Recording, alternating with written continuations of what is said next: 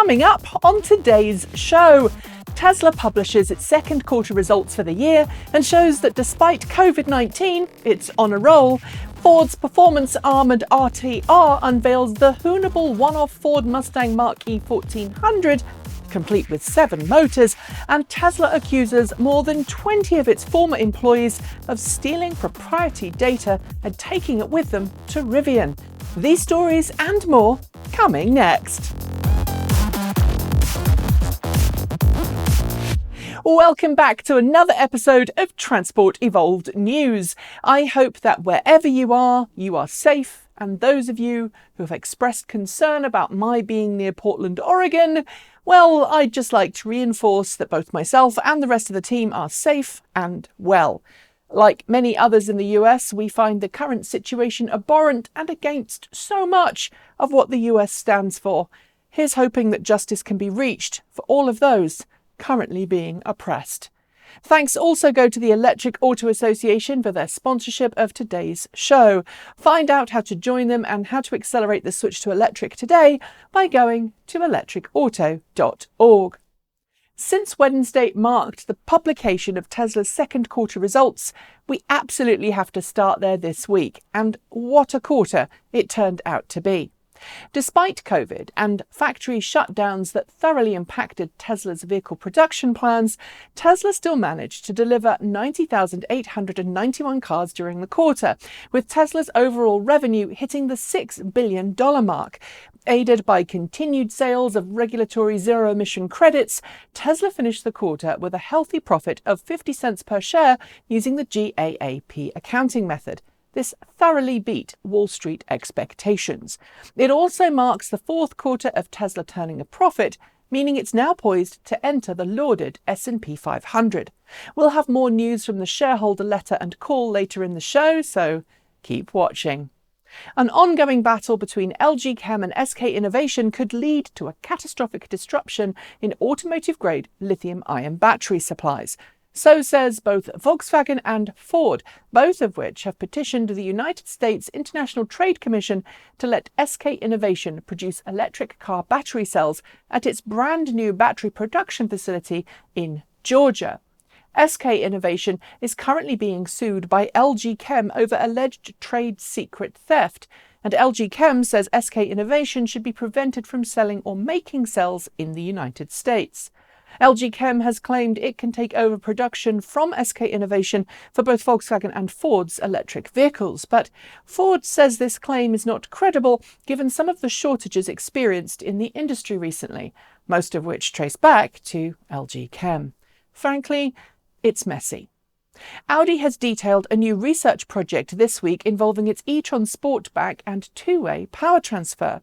Working with the Hager Group, Audi has been testing out a new two-way 12-kilowatt domestic charging solution that makes it possible for the car to power either a home or provide power back to the electrical grid. It could be used during a blackout or to just feed power back to the local grid to help utilities engage in peak shaving during periods of high demand. In addition to using the car's onboard battery pack, the project has also experimented with a static energy storage solution with a capacity of around 9 kilowatt hours, which is essentially comparable to Tesla's Powerwall. It's early days, but I'm sure you'd love to be able to use an EV as a backup power solution. I know I most definitely would. After several weeks of teasing, Ford Performance, in collaboration with RTR Vehicles, has revealed the Ford Mustang Mach-E 1400, an absolute beast of a car with not 1, 2, 3 or 4 electric motors, but 7. A one-off vehicle, the Mach-E 1400 puts out 1,400 horsepower and has a top speed in excess of 160 miles per hour. It's a true halo car for the Mustang Mach-E, but this thing is absolutely bonkers, and so, as you might expect, bonkers people have been driving it, like the hoonigan legend that is Ken Block. I know it's not everyone's cup of tea, but it's certainly only very tenuously linked to the production Mustang Mach-E too. But frankly, it's built to take names and turn heads, and I think it does that very well. Jeep has officially unveiled the production plug-in hybrid variants of its Renegade and Compass SUVs. Due to go on sale in Europe, the Renegade 4xe and Compass 4xe feature a total of 11.4 kilowatt-hours of onboard storage, which Jeep claims can manage up to 50 kilometers of all-electric operation thanks to a dual-motor all-wheel drivetrain. Capable of off-roading in electric mode, Jeep is keen to showcase that both of its cars are as capable as their internal combustion engine siblings, and says that for many Europeans, both can operate in electric-only mode for daily commutes. Considering Jeep hasn't offered plug-ins before, this is a start, but that range is very small compared to some other plug-in hybrids coming to the market from Mercedes-Benz and BMW. Renault announced this week that it's made and sold its 300,000th electric car in the European market. Achieving this milestone just under 10 years after it started electric production, it's important to note that this figure does not include any Renaults sold outside of Europe. Sadly, Renault didn't give us a global plug-in vehicle production figure, but I'd wager it would be closer to about 400,000 cars. While Renault makes many different electric models, including the Twizy, the Kangoo ZE, and the Master Traffic ZE, it's worth noting that the lion's share of its European sales were down to the Renault Zoe hatchback. In Renault's home market of France, it's said that it sold more than 100,000 Zoes. In addition to celebrating the milestone, Renault says it expects sales figures to grow quite quickly, since Renault Zoe sales were up nearly 50% year-on-year in the first half of this year. As promised, we heard more than just Tesla's financials on Wednesday during Tesla's quarterly earnings call. And the headline news is probably the fact that Tesla has officially confirmed it will be building its newest factory in Austin, Texas. The facility, which we've been covering for the last few weeks, will bring an estimated $1 billion to the local economy and will be home to the Tesla Model 3, Tesla Model Y, and Tesla Cybertruck, as well as production for the Tesla Semi. Musk stated during the call that Tesla will use a nickel-rich lithium-ion battery for the Tesla Semi, shifting its electric car battery packs to cobalt-free LFP cells. In the near future, Musk hinted the shortest range of any of its production cars would be around 300 miles per charge, thanks to that new battery chemistry. We'll hear more about it all on Battery Day. It's no secret that most legacy automakers have been reluctant to invest in electric vehicle technology, and those who often do have some substantial investment also going on in the hydrogen fuel cell world, developing both systems simultaneously. But this week, GM's Chief Sustainability Officer Dane Parker confirmed that General Motors has no intention of bringing a hydrogen passenger fuel cell car to market, despite years of development with Honda into the hydrogen fuel cell technology. Instead, it aims to focus on battery electric drivetrains for passenger vehicles, reserving fuel cell drivetrains only for heavy-duty commercial and military vehicles.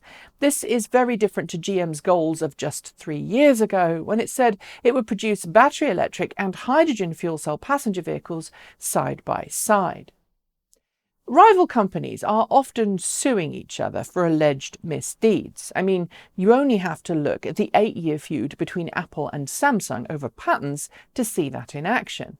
Now we can add Tesla and Rivian to that list after the former filed papers against the latter for allegedly supporting the stealing of proprietary information.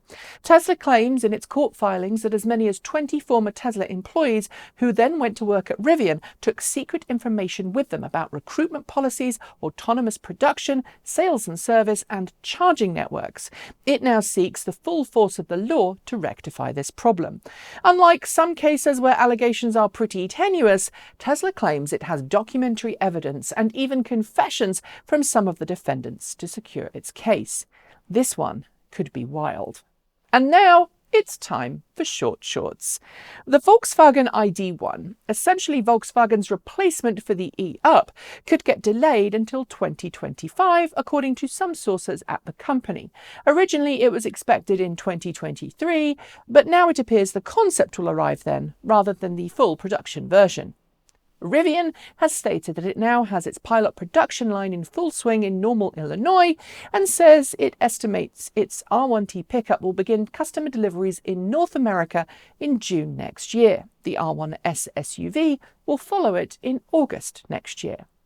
BMW has officially shut down its Munich plant while it readies the production line for the start of production of the i4 electric sedan. While we've yet to see an official reveal of the production version of the i4, I expect we'll see that in September via a virtual online event. Nikola Motor has held a groundbreaking ceremony in Arizona at the site of its planned production facility. Nikola and its CEO have been accused of a lot of shady stuff in recent weeks, but I just want to know why CEO Trevor Milton isn't wearing a mask in these press photos while everyone else is. Dude. Can you imagine living in a town where every single car is electric? Well, that's exactly what's happening in the small town of Appy in France, thanks to a new programme that's seen Renault give every resident a brand new Renault Zoe EV. This is an interesting project that I'm going to be watching very carefully. Thanks to Tesla's ongoing performance on the stock market, Elon Musk has just unlocked the second of 10 performance-based rewards, essentially to an option to buy stock at $350 per share. Musk's rewards are now worth an estimated $2 billion. Volkswagen has begun retrofitting its Chattanooga, Tennessee facility ahead of production of the ID.4 electric car. ID.4 production won't actually start there until 2022, but Volkswagen has confirmed that US deliveries using European-made cars will start this year. Renault has confirmed that deliveries of its all-new Twingo Electric will start in September, with a limited series variant called the Twingo Electric Vibes being the first to dealers. We don't have official pricing yet, but when we do, I will of course share. Chris Porritt, former Aston Martin chief engineer, former VP of engineering at Tesla, and former lead at Apple's Specialist Projects Group, has joined Rimac as the company's CTO. This high-profile hiring will see him work with Rimac on new vehicles. During a Twitter exchange earlier this week about the alloys that will be used in the SpaceX Starship rocket, Tesla CEO Elon Musk confirmed that Tesla will be changing the alloy it uses to build the Tesla Cybertruck to be the same as that used for the Starship. Cadillac is continuing its previews of the upcoming Lyriq EV by sharing pictures of the massive 3-foot display present in the vehicle. The curved display is nearly 33 inches across and will combine with a head-up display to give a thoroughly immersive experience. The last ever original Tesla Roadster has gone on sale in Switzerland for a cool $1.5 million equivalent. The car has travelled just 200 kilometres in its lifetime, and I'm guessing that won't change. It's probably going to be a trailer queen for a long time to come. BMW has confirmed that its X5 SUV will be offered with a limited production hydrogen fuel cell version from 2022 onwards. BMW has been pushing hydrogen fuel cells of late, and it's not clear if the X5 will have a battery electric variant to sell alongside this model. Waymo and FCA have announced an expansion to their autonomous vehicle partnership, expanding towards level 4 autonomy. The expanded partnership will see Waymo assist FCA in building level 4 capable light commercial vehicles. Electrify America, working with Vera and SCS Global Services, has announced a new project for carbon offsetting of all of the energy used on the Electrify America network. As with the carbon credits program, however, this is essentially a carbon trading partnership. Ahead of Tesla's quarterly earnings report this week, Elon Musk tweeted a rendering of what the Boring Company's station at one of the Las Vegas convention centers will look like. Things have changed quite a lot, with Tesla Model 3s forming the shuttles that will be used. There's no longer a plan to actually build the previously touted bus-like capsules. Audi has confirmed that it solved some of the supply issues with battery cells for the e-tron electric SUV.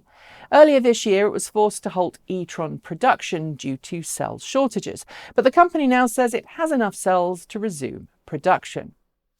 The Polestar 1 may be a high-end plug-in hybrid sold primarily as a Grand Tourer, but this week, well-known YouTuber Misha Shardin took a Polestar 1 around the Nürburgring, showing that the car is not only very fast, but very well behaved too. An official time wasn't shared, but the video is well worth watching.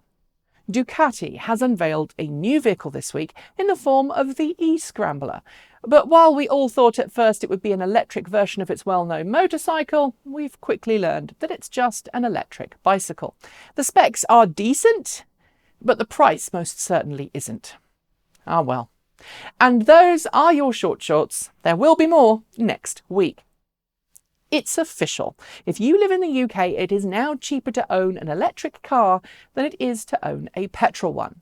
That's according to UK insurance company Direct Line, which released a study this week that shows that while an electric car may be 22% more expensive to buy, you'll save nearly 3% over 14 years of ownership, with annual running costs in the UK being 21% cheaper than a petrol car. Why the large difference? Well, that's easy. Fuel costs. UK petrol and diesel is far more expensive than it is in many parts of the world because of taxes, making electric car ownership a total no-brainer.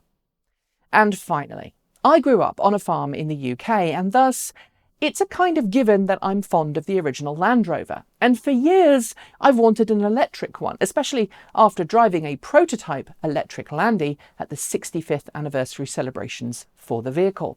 Now bespoke Land Rover specialists Twisted have announced that in the form of the Twisted NASE and NASE Plus, you'll be able to get an electric Defender. While you're seeing footage of its internal combustion engine models, the NASE and NASE Plus are all-electric Land Rovers re-engineered with Twisted's years of expert custom Landy knowledge and feature a 60 kWh battery pack and a claimed 200 miles of range per charge. I'm not convinced those specs match up, but then even if they did, I couldn't afford one. They start at $185,000. Ouch. And on that note of destroyed dreams, let's end today's show. Thanks to the Electric Auto Association for sponsoring today's episode. They've been advocating for electric vehicles since 1967, and they firmly believe that our future depends on us making the switch to clean, green electric cars today. You can find out how to join, how to become a local EV educator, attend local monthly meetups, or just talk to EV owners about making the switch to electric by going to electricauto.org. I would love it if you would like, comment and subscribe to this channel if you haven't already. And if you do feel able, please do consider supporting us using any of the links below. And if you can't support us, well, just know that watching and interacting with our content here on YouTube, as well as our social media platforms, really helps the algorithms. So if you do, thank you. We've been making some more tweaks to our studio setup, so let us know what you think in the next few days. And we're hoping to have some more news next week or the week after about our upcoming project car. So keep your eyes peeled. I'll be back next week with more great content for you to enjoy. But in the meantime, stay safe, work to make the world a fairer, safer place for us all to live in. Strive for equality, be most excellent to one another, wash your hands, and please wear a mask. Science doesn't lie. Keep evolving.